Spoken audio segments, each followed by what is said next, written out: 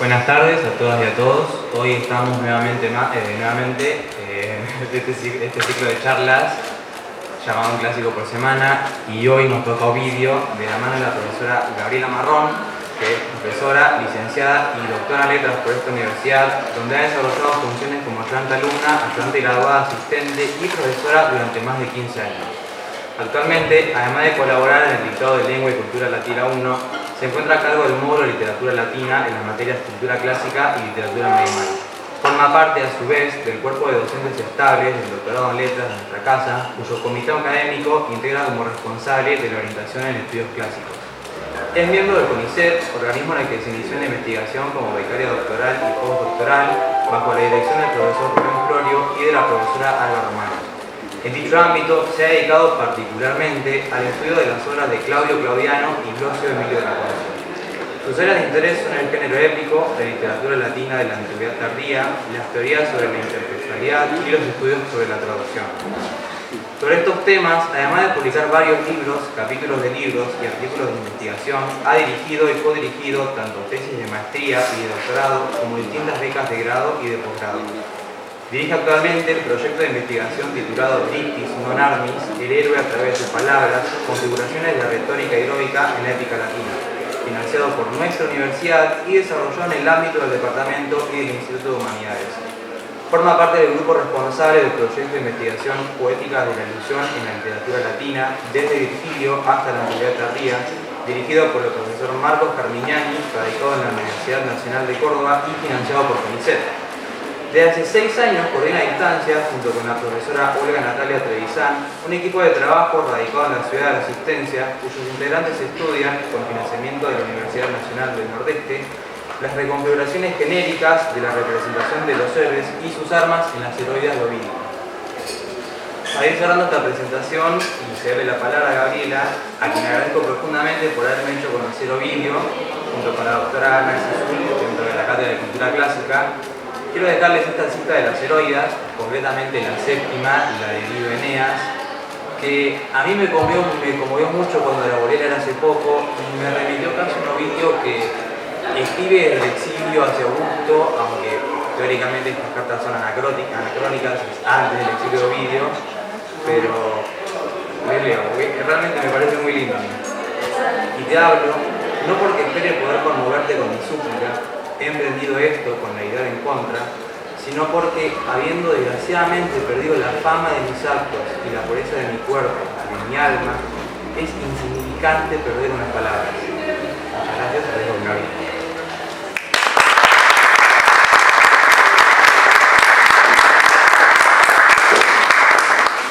Gracias, Mateo, por la presentación, y gracias a todas las personas que se acercaron hoy para hablar un poco acerca de Ovidio. Junto al nombre de Ovidio, esta charla lleva por título 3 palabras en latín que forman parte de los versos finales de las Metamorfosis, sin duda la obra más conocida del autor que hoy nos convoca, y expresan algo que en nuestra lengua Ovidio hubiera dicho más o menos así: a mí la gente me va a seguir leyendo. O bien, con mayor precisión, la gente seguirá recitando mis poemas. Ore legar populi. A diferencia de lo que sucede con otros autores de la antigüedad grecolatina, contamos con bastante información acerca de la vida de Ovidio. Sabemos incluso, por ejemplo, que era de Piscis. Nació el 20 de marzo del año 43 a.C. Nos lo cuenta él mismo en la elegía autobiográfica que cierra el libro cuarto de sus Tristia y constituye una de las principales fuentes acerca de su vida. Sabemos claramente solo lo que él quiso que supiéramos, pero el solo hecho de contar con esa información, aunque sea sesgada, nos brinda ya la posibilidad de conocerlo de una manera diferente. Al leer lo que según Ovidio le decía con frecuencia su padre para instarlo a alejarse de la literatura, ¿para qué insistís con eso que no sirve para nada? Ni siquiera Homero ganó mucha plata. ¿Cómo no empatizar con el receptor del reproche? Si a mí casi me suenan los acordes de la guitarra de los auténticos decadentes de fondo, ¿no? Vos, mejor que te afeites, mejor que madurés, mejor que laburés, Ya me cansé de ser tu fuente de dinero, voy a ponerte esa guitarra de sombrero. Como explica Ítalo Calvino, esto es precisamente lo que suelen hacer los clásicos, relegar la actualidad a la categoría de ruido de fondo sin poder prescindir al mismo tiempo de ese ruido de fondo. Un clásico articula horizontes. En ese sentido creo que uno también se siente un poco más cerca de Ovidio que de otros autores antiguos, porque los clásicos grecolatinos de su época eran ya, en buena medida, los mismos de la nuestra. Compartimos con él un pesado y enorme canon, del que con cabal conciencia Ovidio anheló y logró exitosamente ser parte. Leamos en la traducción, que es muy linda, de Juan Antonio González Iglesias, que la editorial Cátedra ha publicado y reimpreso muchas veces desde 1993, lo afirmado por Ovidio en la última elegía del libro inicial de Amores, que fue la primera de sus obras. Yo pretendo una fama duradera, de tal modo que sea cantado siempre en todo el universo. Vivirá Homero mientras Ténedos e Ida perduren, mientras vierta sus aguas presurosas el Simois en el mar.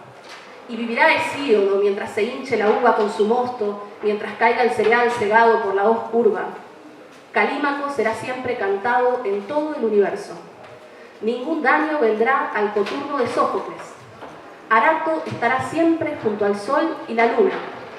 Los poemas del sublime Lucrecio morirán cuando un único día acabe con las tierras. Títiro y las cosechas y las armas de Eneas se leerán mientras sea capital Roma del mundo a nuestro triunfo sometido. Mientras existan fuegos y arcos, armas de Cupido, serán, junto Tibulo, aprendidos tus versos. Aunque las piedras y aunque el vientre del arado sufrido perezcan con el tiempo, los poemas están libres de la muerte. Incluso cuando el fuego último me haya devorado, viviré, y gran parte de mí perdurará. Cuando publicó este poema, que como les dije, ocupa el último lugar del libro inicial de Amores, su primera obra, Ovidio tenía apenas 25 años. Pero tras haber cumplido 25 años más, en el epílogo de las Metamorfosis, seguía diciendo lo mismo. En la mejor parte de mí seré llevado eterno por encima de los elevados astros y mi nombre será imborrable. Y a lo largo de todos los siglos, gracias a la fama, si algo de verdad tienen los vaticinios de los poetas, viviré. Esta traducción pertenece a las profesoras Consuelo Álvarez y Rosa María Iglesias, cuya versión castellana integral de las Metamorfosis ha sido publicada y reimpresa muchas veces por la editorial Cátedra desde 1985. Es una excelente traducción que cuenta con un enorme y accesible número de notas al pie y por la que yo siento una particular predilección porque fue a través de la prosa de esta pareja de traductoras que leí por primera vez este poema de Ovidio. Siempre insisto, porque soy de insistir y los que me parecen en clase lo saben, en que la lectura de los clásicos está estrecha, estrechísimamente entrelazada con la voz y las decisiones de sus traductores. Muchas veces esto impacta incluso en el título por el que conocemos sus obras. Yo hace un rato les dije que la elegía autobiográfica de Ovidio formaba parte de un libro titulado Tristia. Durante muchos años, esa obra había sido publicada en español como Las Tristes o Las Tristezas. Una de las portadas que están viendo pertenece a la edición bilingüe de la profesora Marta Elena Caballero, publicada por la Universidad Católica de Córdoba en 2 tomos, uno en 2007, el segundo en 2009. Y en el breve prólogo del primer volumen, la traductora argentina explica algo que sin duda debemos tener presente. Ovidio escribía Las Tristes mientras y porque estaba en el exilio, pero un poeta, e incluso un poeta exiliado, es ante todo un hombre que quiere escribir poemas. Y no tenemos por qué descartar que pensara, en primer término, en escribir una obra y en el modo de lograr alguna poesía de la materia de su exilio. Sin necesidad de verificación empírica, sabemos que al abrir cualquier traducción de Tristia, la palabra exilio aparecerá en la primera página y a lo mejor en el primer párrafo. Pero en 2020, el profesor Antonio Ramírez de Berger avanzó un paso más cuando, al publicar la traducción de la obra, la editorial Cátedra imprimió el exilio en la tapa. Tristezas de un exiliado. Sospecho que más de un clasicista habrá fruncido un poco el ceño al leer el título, porque en cualquier texto sobre Ovidio, a continuación de la palabra exilio, aparecerá siempre el término relegatio y se explicará que técnicamente Ovidio no fue un exiliado. De hecho, la cuarta palabra de la introducción del profesor en este libro es relegado. ¿Qué significa? Desde el punto de vista jurídico, que el edicto imperial de Augusto le permitió conservar los bienes y la ciudadanía, pero le impuso abandonar Roma de inmediato, asignándole como lugar de destierro la ciudad de Tomis, a orillas del Mar Negro. ¿Ovidio quería volver? Sí. ¿Podía volver? No. Entonces fue un exilio, en toda regla, como lo fue también, por ejemplo, el de los llamados opcionados argentinos durante la última dictadura cívico-militar. Con un mapa se entiende un poquito mejor. En el año 8 de nuestra era, cuando Augusto desterró a Ovidio, el imperio abarcaba todo el territorio coloreado en amarillo y en distintos tonos de verde. Esos eran para un romano los límites del mundo civilizado. Las zonas coloreadas en rosa, a su vez, correspondían a los pueblos nativos, gobernados por reyes aliados de Roma, es decir, alineados con el imperio por motivos de supervivencia o protección, pero regidos internamente por sus propias costumbres y patrones culturales. Comprendido esto, la distancia existente entre la periférica Tomis y el eje central del imperio, emplazado en Roma, es bastante elocuente. Augusto lo mandó muy lejos. Como pueden ver, Tomis quedaba incluso más lejos de Roma que Troya, nada menos que el mismísimo origen del héroe fundador. ¿Por qué lo mandó tan lejos? No sabemos. Es decir, solo sabemos de nuevo lo que Ovidio quiso que supiéramos. El segundo libro de Tristia abarca una única elegía que consiste en una suerte de apología poética dirigida a Augusto. Ahí el poeta menciona dos razones, un poema y un error.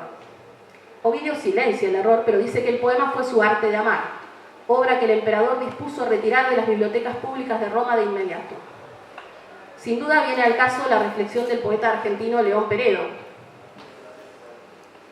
¿Por qué será que desde que el mundo es mundo los tiranos de turno persiguen y censuran libros? ¿Será porque les temen? Entonces leer servirá para meter miedo en los corazones tiranos. No es poco. Pero la verdad es que tampoco se puede afirmar de manera concluyente que el arte de amar haya motivado el destierro, porque para entonces hacía ya varios años que esa obra circulaba en Roma, sin haber sido censurada antes.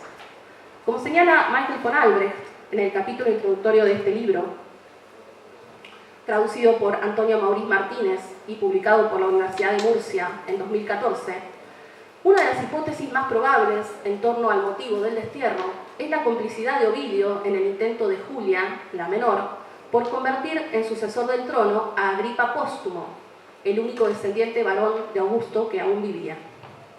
Como explica von Albrecht, por lo común, los reproches de tipo moral no llegan a trascender a la opinión pública hasta que existe un buen móvil político para eso. Y es probable que la emperatriz Livia, que pretendía asegurar por todos los medios posibles la sucesión del trono para su propio hijo, Tiberio, jamás haya perdonado el apoyo prestado a otro pretendiente. Así se explica que tampoco bajo el imperio del sucesor de Augusto, Tiberio, Ovidio haya podido regresar a Roma. ¿Y de qué va el arte de amar? Bueno, la obra se presenta a sí misma como un poema didáctico orientado a enseñar un método eficaz para la seducción y la conquista amorosa. El método propio de la poesía didáctica era el hexámetro, como se observa, por ejemplo, en las obras de Hesíodo, en los fenómenos de Arato, en el poema de Lucrecio, en las Geórgicas de Virgilio. La relación entre el metro, el tema y el tono de las obras constituía una norma no solo respetada por los autores, sino también rectora en términos de consumo, valoración y clasificación de textos. En ese sentido, que Ovidio no haya escrito la obra en hexámetros, sino en dísticos elegíacos, es un detalle para nada menor. Como explican Alicia Schnips y Gustavo Daujotas en la introducción a la traducción del arte de amar que realizaron juntos para la editorial Poligüe en 2009, el metro elegido por Ovidio tensa las normas del género didáctico, pero el tema propuesto también tensiona tres aspectos centrales del género elegíaco. En primer lugar, porque el término ars, arte, techne, supone un componente de racionalidad y previsibilidad incompatible con la irreflexiva compulsión del enunciador elegíaco. En segundo término, porque cuando el enunciador elegíaco instruye a su amada, a otros amantes o a su rival, esas enseñanzas suelen producir un efecto contrario al deseado y conducir al fracaso. Y finalmente, porque la única instrucción erótica efectiva en el universo elegíaco proviene de las alcahuetas, quienes transmiten a las muchachas preceptos devastadores para los intereses del varón. En síntesis, Ovidio no solo escribe un poema didáctico en dísticos elegíacos, sino que además lo estructura en torno a un enunciador masculino que pretende suministrar un sistema racional y coherente de reglas para tener relaciones amorosas exitosas y placenteras, transgrediendo las características del género propio del metro adoptado. ¿Cómo hace esto? Básicamente a partir de la invitación presente en el dístico inicial del primer libro. Leamos la traducción de Juan Manuel Rodríguez Tobal, que publicó y reimprimió muchas veces la editorial Hiperión desde 1999. Si alguien por estos lugares el arte de amar no conoce, lea y con esta lección hágase experto en amar. De esta traducción me gusta mucho además el desparpajo del prólogo, en el que Rodríguez Tobal sentencia, esto es una cita: bajo la declarada fidelidad al texto, no creo que se oculte otra verdad que la forzosa fidelidad del traductor a su propio entendimiento y a su propia escritura. Aparte de estas dos limitaciones, la versión que aquí doy no es fiel a nada. Ovidio pone el ritmo y la materia, lo demás es placer, pasión y juego. Como los amigos de Serrat, el cantante, los de Ovidio también se mofan de cuestiones importantes, como por ejemplo el anónimo autor de este meme, en el que Yoda recomienda seguir los preceptos ovidianos sobre el amor.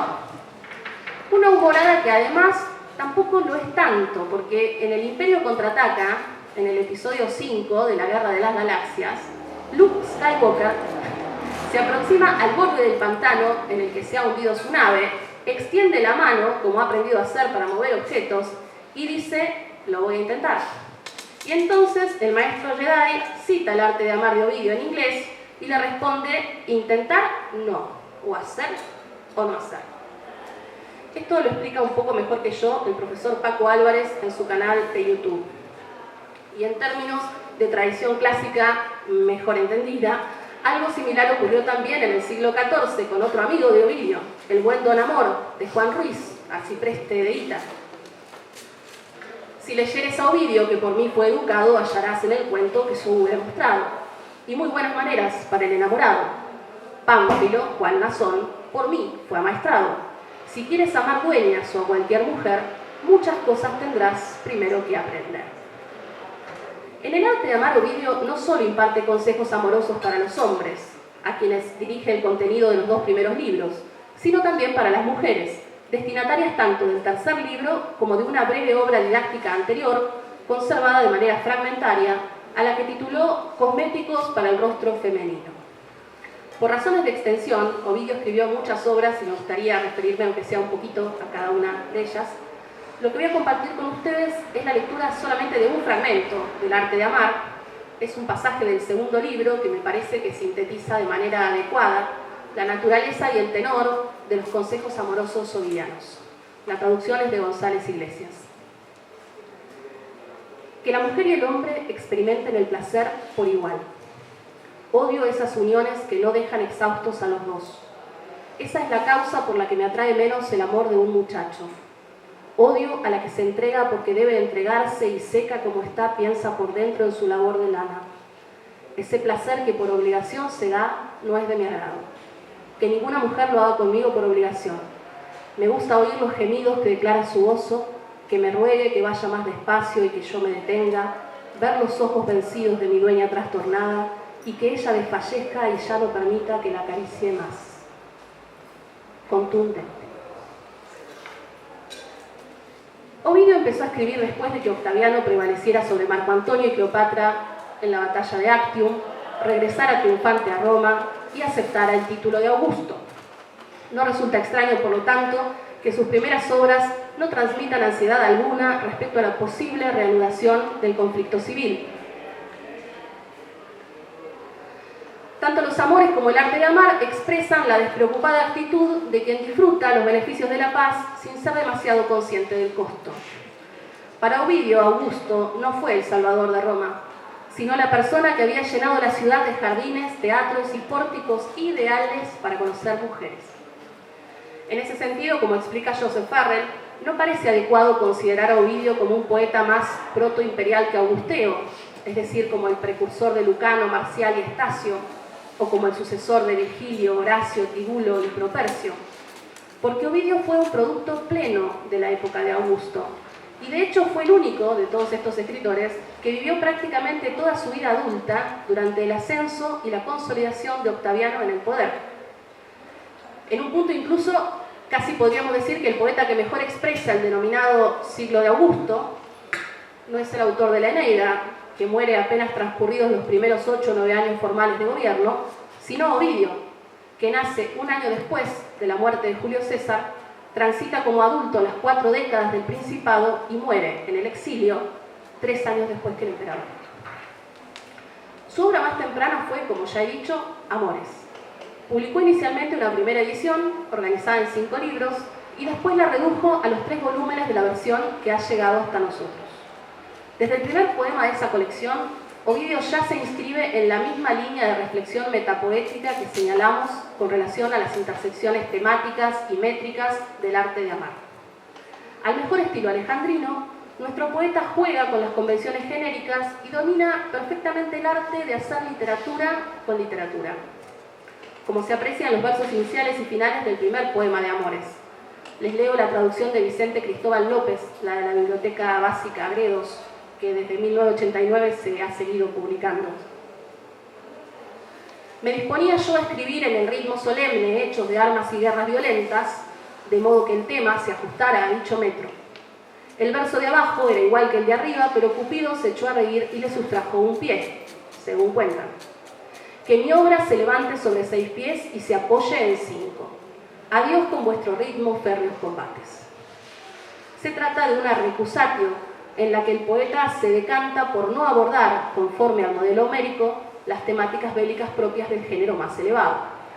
Como sintetiza González Iglesias en el estudio introductorio a su traducción, nos hallamos ante un texto escrito sobre otro texto, o más exactamente, ante un género, la elegía, escrito sobre otro género, la épica.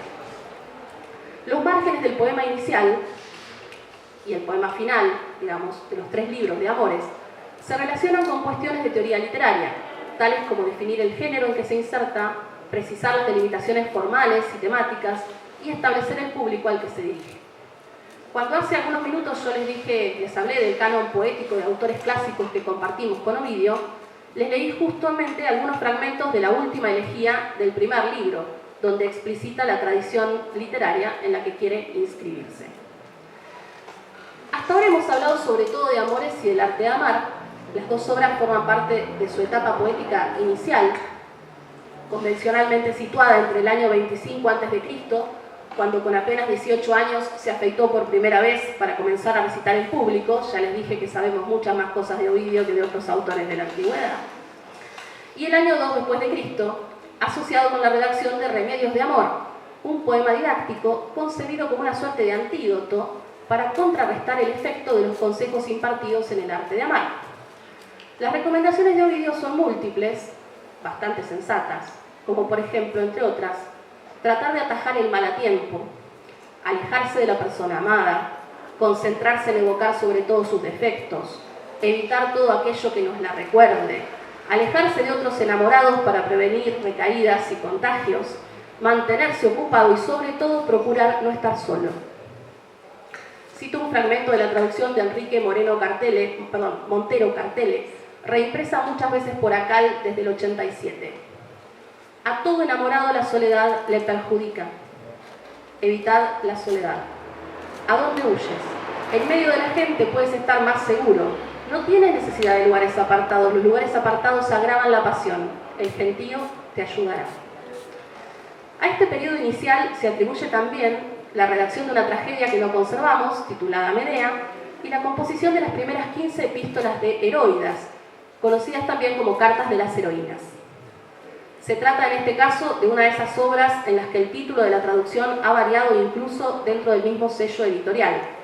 De izquierda a derecha, las 3 primeras portadas de la fila superior corresponden a la misma traducción de Vicente Cristóbal López, publicada muchas veces por la editorial Alianza desde 1994. En esta obra, Ovidio articula y tensiona, una vez más, distintos géneros literarios. El epistolar, se trata de cartas; el elegíaco, escritas en dísticos elegíacos; el trágico, pueden leerse como monólogos dramáticos; y el épico, nada menos que heroínas y con el mito entre manos. En las primeras 15 epístolas de la colección, conocidas como cartas simples, Ovidio delega en distintas mujeres el dominio de 2 poderosas armas, el mito y la escritura. Es decir, no solo la palabra, sino también el registro escrito de esa palabra. A excepción de la última carta, ficticiamente atribuida por el poeta a Safo, las 14 restantes corresponden a personajes mitológicos, como por ejemplo Penélope, Briseida, Fedra, Medea, Dido, Deyanira y Ariadna, cuyas misivas tienen como destinatarios, respectivamente, a Odiseo, Aquiles, Hipólito, Jasón, Eneas, Hércules y Teseo. De las múltiples cosas que podrían decirse acerca de esta obra, me detendré en una que permite dimensionar con claridad el carácter disruptivo de la propuesta ovidiana. Como explica Mary Beard en el libro Mujeres y Poder, un manifiesto, el primer ejemplo occidental documentado de un hombre que hace callar a una mujer en público se encuentra al comienzo de la Odisea. En el primer canto del poema homérico, Penélope se acerca a la sala central del palacio y se encuentra con un Aedo que canta, para los pretendientes presentes, las vicisitudes sufridas por los griegos en los viajes de regreso a casa. Como el tema no es de su agrado, Penélope le pide al Aedo que cante algo un poco más alegre, y entonces interviene su hijo Telemaco y le dice: «Madre, vaya para adentro, ocúpese de lo suyo, que es el telar y la rueca, indicaciones a las esclavas. Hablar es cosa de hombres y en este caso mía, porque estoy a cargo de la casa». Y Homero me sabrá disculpar el tono y la traducción, que en todo caso resulta instrumental para lo que intento decir ahora. Como explica Mary Beard, las palabras literales pronunciadas por Telémaco son harto significativas, porque cuando dice que el relato está al cuidado de los hombres, el término que utiliza es mitos, con el significado que tenía en el griego homérico, que aludía al discurso público acreditado, no a la clase de charla ociosa o parlateo o chismorroteo de cualquier persona, incluidas las mujeres o especialmente las mujeres. A la luz de esta escena homérica paradigmática, que Ovidio le haya cedido la palabra a Penélope en la primera carta de la colección resulta revelador, sobre todo si tenemos presente que el discurso epistolar en el imaginario de la antigüedad clásica no se encontraba tan estrechamente ligado a la esfera privada como en la actualidad. En la época homérica, los mitos eran discursos sagrados que daban cuenta de la realidad, pero también mostraban cómo debía ser lo social. Establecían modelos de conducta respecto a las competencias necesarias para ejercer el poder y ordenaban también políticamente a la sociedad. Los mitos eran las verdades de la memoria ancestral. No se oponían a lo falso, sino al olvido. No demostraban, mostraban y revelaban. Y en tanto discursos de autoridad propios de la esfera oral pública y vinculados con lo sagrado, sus portavoces eran reyes, cuyo poder era de origen divino, sacerdotes, capaces de comunicarse con los dioses, y poetas, inspirados por las musas, es decir, por las hijas de Nemocine, la memoria. Un ejemplo clásico de cómo operaban los mitos se desarrolla en el canto 9 de la Ilíada durante la embajada a Aquiles, cuando el anciano Félix le narra el mito de Meleagro y le ofrece un modelo, o más bien un contramodelo de conducta, para que acepte los regalos ofrecidos por Agamenón en compensación por la ofensa de haberle quitado a la joven Briseida y vuelva al combate. Bueno, el pasaje de Heroidas que voy a leerles ahora corresponde a la tercera carta escrita por Briseida. Como recordarán, Briseida, además de ser mujer, era una esclava que los griegos habían tomado como botín de guerra en una ciudad extranjera. Nada más lejos de ser un rey, un sacerdote o un poeta. En el contexto puntual de los funerales de Patroclo, Homero ya le había permitido contar las desgracias sufridas durante el ataque griego a su ciudad, pero Ovidio le permitió poner por escrito no solo la historia de aquel sufrimiento, sino también la narración de un mito.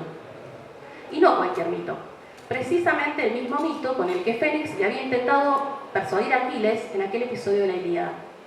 Leo la traducción de Francisca Moya del Baño, que me gusta particularmente porque en este pasaje permite inferir, tal como Ovidio en el original, que Briseida también había escuchado la versión del mito narrada por Fénix. Y no consideras vergonzoso para ti sucumbir a mis súplicas. Meleagro, el hijo de Eneo, volvió a las armas por la súplica de su esposa. Esto lo sé yo de oídas, tú lo sabes bien. Privada de sus hermanos, maldijo la madre a la esperanza que tenía en su hijo y su misma vida. Había guerra, él enfurecido depuso las armas y se apartó de ella, y a su patria con corazón inflexible le negó toda ayuda. Su esposa, la única, convenció al marido, feliz ella. Con suma sagacidad, la Briseida ovidiana redirecciona la narración del mito escuchado y omite el aspecto central de la versión homérica. Meleagro se había dejado persuadir por la esposa demasiado tarde. Entonces había perdido el resarcimiento económico que podría haber obtenido si sería antes. El mito se vuelve a contar enfocado de una manera diferente. Durante los primeros años de nuestra era, Ovidio trabajó simultáneamente en la composición de los hexámetros de las Metamorfosis y en la escritura de un poema elegíaco sobre el calendario de las distintas fiestas y cultos romanos, titulado Fastos, cuya extensión originalmente planificó en 12 libros, aunque solo completó 6. Tanto el pulimento final de las Metamorfosis como la redacción de los Fastos, inspirada en un poema del poeta helenístico Calímaco, conocido como Aitia, Causas, y centrado en la narración de los orígenes legendarios de diversos ritos y costumbres pero-griegas, se vieron interrumpidas por su destierro. Sobre la metamorfosis podríamos hablar horas, y en un punto creo que si postergué lo más posible esta parte al planificar la charla fue porque sabía que si empezaba por ahí probablemente no iba a hablar de otra cosa. Es la obra más extensa de Ovidio, abarca 15 libros y contiene la narración de unos 250 mitos relacionados con transformaciones. El principio general adoptado para ordenar la materia narrativa es cronológico, aunque en determinadas secciones los criterios geográficos, genealógicos y temáticos resultan también relevantes. En términos formales se trata de un poema épico. A diferencia del resto de sus obras, está escrito en hexámetros. No obstante, como es posible observar desde el comienzo, Ovidio no parece haber querido escribir solamente un poema adecuado a los parámetros del género más elevado, sino tensionar y articular, de nuevo, los límites temáticos y formales existentes entre la épica y otros géneros literarios distintos, como la elegía, el himno o la tragedia. En el proemio, desarrollado en los 4 primeros versos de la obra, se sintetiza el proyecto poético. Y como al preparar la charla yo dudé bastante respecto a qué traducción elegir para presentarles este fragmento tan importante de Metamorfosis, finalmente opté por hacer un centón con 4 de las traducciones que circulan en el mercado editorial nacional. No lo intenten en casa, porque por lo general no funciona, pero en este caso anduvo bien. Entonces a ustedes ahora lo que van a escuchar, junto con la voz de Ovidio, son las voces de Antonio Ruiz de Elvira, 1964, Gredos, Emilio Rollier, 2012, Losada, Antonio Ramírez de Berger, 1995, Alianza, y Consuelo Álvarez y Rosa María Iglesias, 1987, Cátedra. Es mi deseo exponer las transformaciones de los cuerpos en formas nuevas. Alentad mi proyecto, dioses, ya que vosotros también las cambiasteis. Y desde el comienzo primero del mundo, entrelazad mi poema sin interrupción hasta mi propia época. Un poema de largo aliento y sin interrupción, al que Ovidio llama Carmen Perpetuum, supone una obra extensa y sin cortes, pero el virgilianísimo, apolíneo y bucólico verbo en latín elegido por Ovidio para acompañar la expresión es nada menos que deduzco. En el centón que les propuse elegí entrelazar, la variante adoptada por Álvarez e Iglesias en Cátedra. Ramírez de Berger, el de Alianza, opta por dirigir. Ruiz de Elvira lo había resuelto primero con la expresión «haced que mi poema discurra». Y hace poco el traductor argentino de Losada, Emilio Rollier, se decantó por un calco a medias, guiado. A mí me gusta la idea de entrelazar porque ahí permanece algo del hilo narrativo y del hilo conductor, sin enredar conceptualmente demasiado la madeja, digamos. Y en realidad lo que hace Ovidio, mediante la articulación de esas dos ideas, es adelantar el carácter mixto de su composición. Adopta un tema lo suficientemente amplio como para servir de marco narrativo e hilvanar una gran cantidad de historias que se relacionan con la mitología griega y romana, es decir, las transformaciones de los cuerpos en formas nuevas, y lo organiza cronológicamente desde el comienzo primero del mundo, la transformación que a partir del mítico caos original dio origen a la Tierra, hasta sus propios tiempos, la histórica apoteosis de Julio César, cuya muerte casi coincide con el nacimiento del poeta. Respecto a la apoteosis, en esta obra de Ovidio, recomiendo la lectura del libro de Pablo Martínez Astorino, referente en materia de estudios ovidianos, publicado por la editorial de nuestra universidad en 2015. Ya que estoy, expando el paréntesis de paso y menciono también la existencia de este breve e informado estudio introductorio sobre metamorfosis, publicado por Santiago Arcos en 2005 y realizado por Eleonora Tola, que es otra especialista argentina en Ovidio. Quienes sepan francés disfrutarán también la lectura de su libro sobre las tristes y las cartas desde el Ponto. Tanto este último libro de Tola como el de Martínez Astorino son reelaboraciones de sus respectivas tesis doctorales. Hasta donde tengo conocimiento, puedo omitir alguna, se han defendido al menos otras 3 tesis doctorales más sobre Ovidio en nuestro país. La de Alicia Schnips, de Tibulo a Ars Amatoria, dirigida por Elizabeth Caballero de Desastre, en la Universidad de Buenos Aires. La de Mónica Paladino, Tópicos amatorios en el libro Primero de los Amores, dirigida por Arturo Álvarez Hernández en nuestra universidad. Y la de María Elisa Sala, La estética del juego en Epístola Heroidum, dirigida por Santiago Barbero en la Universidad Nacional de Córdoba. Para desarrollar transiciones entre la narración de unos relatos y otros, más exitosas que estas que puedo hacer yo ahora, Ovidio recurre a distintas técnicas que refuerzan la ilusión de continuidad, aunque a veces los hilvanes entre una y otra historia sean un poco más oscuros y no se aprecien con tanta facilidad. En términos estructurales, la segmentación de la obra en 3 secciones de 5 libros resulta una de las aproximaciones más convincentes. La primera abarcaría temas tebanos, la segunda temas áticos y la última temas romano-troyanos. Por otra parte, en los libros 5, 10 y 15, que cierran cada segmento, aparecen pasajes más extensos que la media del resto de las narraciones, colocados en boca de enunciadores que se distinguen por su especial competencia. El canto de la musa en el 5, el canto de Orfeo en el 10 y el discurso de Pitágoras en el 15. Solo en estos 3 libros desempeñan las musas un papel central y además los 3 terminan en o se deslizan hacia un episodio en el que muere un artista. Aracne en el 6, Orfeo al final del 10, Ovidio en el epílogo del 15. Es particularmente importante también la figura del escultor Pigmalión, cuyo arte permanece oculto bajo el artificio de su propia capacidad creadora, situado también por ahí en el 10º libro. Respecto a la estructura y la organización general del poema, estas son las coordenadas básicas y dada la imposibilidad de abarcar temáticamente una obra tan compleja y extensa, les voy a leer solo un fragmento del episodio de Apolo y Dafne, en el que Cupido flecha irreverentemente al dios favorito de Augusto y lo enferma de amor por la ninfa, que logra escapar gracias a su padre, el río Peneo, transformándose en una planta de laurel.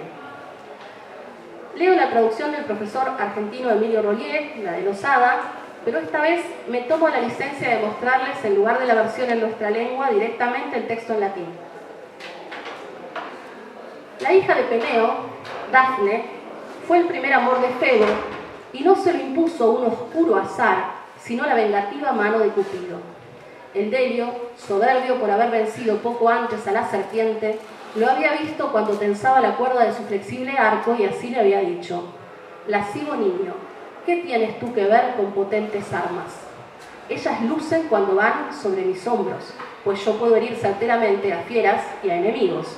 Y así, llenándola de innumerables flechas, humillé hace poco a Pitón, cuyo ponzoñoso vientre cubría una distancia tan enorme.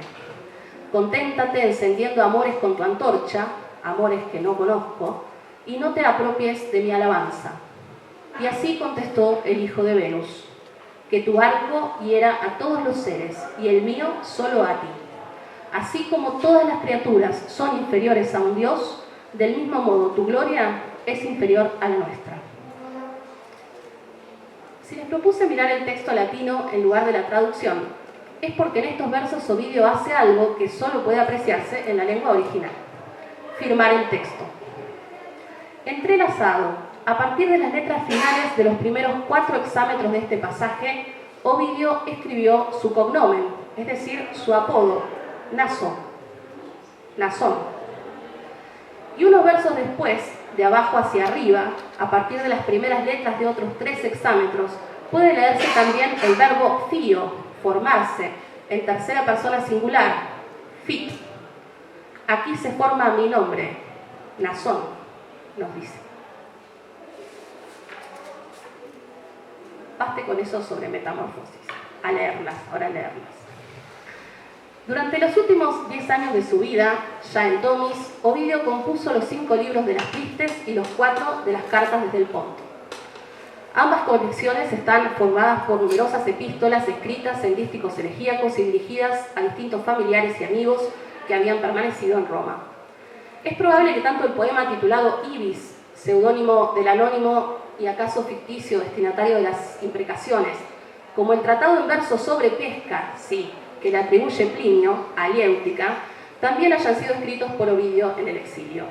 Y tal vez correspondan a esta misma etapa las últimas 6 cartas de las heroínas, conocidas como cartas dobles, en las que Paris, Leandro y Aconcio comienzan el intercambio epistolar y reciben respectivamente las respuestas de Helena, Ero y Sídipe, porque Ovidio siempre les deja la última palabra a las mujeres en esas cartas.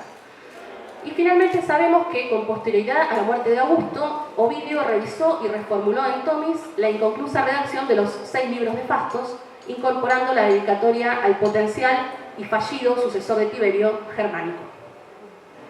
Presentadas todas sus obras, me gustaría leer ahora uno de los últimos poemas que Ovidio compuso. Lo escribió en Tomis, cuando llevaba ya 6 años exiliado y Augusto había muerto. El destinatario de la carta, que ocupa el 13º lugar del 4º libro de las Pónticas, fue un poeta llamado Caro, amigo suyo y preceptor a su vez de los hijos de Germánico. Yo creo que este poema nos muestra a Ovidio como él mismo quiso ser recordado. Leo la traducción de José González Vázquez, publicada muchas veces por Gregos desde 1982. Convendrá que no te sorprenda si tienen defectos los versos que compongo, casi como un poeta guético. Me avergüenzo, pues escribí un librito en lengua guética y acoplé palabras extranjeras a nuestros metros y agradé, felicítame, y comencé a tener fama de poeta entre los salvajes guetas. Preguntás el tema, alabanzas, hablé de César. Y cuando acabé de leer estos escritos en una musa no patria y llegó a mis dedos, el último pliego, todos movieron la cabeza y las repletas aljabas, porque usaban flechas, y hubo un largo murmullo en boca de los guetas. Y uno dijo: puesto que tú escribes esto sobre César, por mandato del mismo deberías ser repatriado. No sabemos si Ovidio escribió alguna vez algo en lengua guética, y de hecho, no importa, haya sucedido o no, de algún modo se las ingenió para triunfar como poeta también entre los guetas, porque en Constanza, la ciudad rumana, actualmente emplazada sobre el sitio de la antigua Tomis, hay una plaza que lleva su nombre, y también una estatua de 2,5 metros de altura que lo recuerda. Las fotografías más tradicionales la muestran de frente, en medio de la plaza, con la fachada del Museo Nacional de Historia y de Arqueología detrás, pero a mí me gusta más vista desde este ángulo, que nos la muestra rodeada de gente y mucho menos solemne. El artista Ettore Ferrari le dio forma a esa escultura de bronce en 1887 y posteriormente, en 1925, se realizó un duplicado destinado a Sulmona, la ciudad natal de Ovidio. La copia se encuentra en la Plaza 20 de Septiembre y al parecer la relación entre Ovidio y sus paisanos es estrecha. La calle principal lleva su nombre, coronan con laureles su escultura en las fechas importantes y por lo visto no tienen ciclovías, sino ciclovías. Pero eso no es todo. Como recordarán, el escudo de la ciudad de Roma lleva escritas las letras SPQR iniciales del sintagma latino que reúne las dos instituciones republicanas, el Senado y el pueblo de Roma, al margen de lo que opinen los irreverentes galos al respecto. Pero un poco menos sabido es, en cambio, que el escudo de la ciudad de Sulmona también lleva escritas 4 letras, que en este caso son SMPE, iniciales de las 4 primeras palabras del tercer verso de la elegía autobiográfica de Ovidio: Sulmo mi patria est, es decir, Sulmona es mi patria. Hay también una roca en la entrada de la ciudad, donde además del escudo, con las iniciales, se encuentra escrito el tercer verso de la elegía completo. Y hasta en el cristianísimo escudo de la Basílica Catedral de San Pánfilo, y acá sonreiría el arcipreste, se han colado las 4 letras ovidianas. Ovidio, faltaría más, se anticipó a la profundización del vínculo con su tierra natal en el último poema de Amores. Leo la traducción de González Iglesias. Mantua se enorgullece de Virgilio, Verona de Catulo, y yo seré llamado Gloria de la nación Pelignia. Y dirá un forastero, mirando las murallas de la húmeda Sulmona, que contienen unas pocas yugadas de terreno: a vosotras, que habéis sido capaces de alumbrar un poeta tan valioso, por pequeñas que seáis, yo os llamo grandes. Amor con amor se paga, y así fue que un día, ya por 2012, en el ayuntamiento de Sulmona, los paisanos de Ovidio decidieron, por unanimidad, mandar a Roma la sentencia de absolución que había emitido un tribunal de juristas local. Solicitaron la rehabilitación del poeta y la revocación del edicto que lo había desterrado. Sabido es que la burocracia tiene sus tiempos, pero a veces el sistema decimal ayuda, y el 15 de diciembre de 2017, un par de semanas antes de que terminara el año correspondiente al bimilenario de su muerte, el Parlamento de Roma revocó la sentencia de exilio que Augusto le había impuesto a Ovidio. 2000 años después, además, sigue vivo y continuamos leyéndolo. Muchas gracias.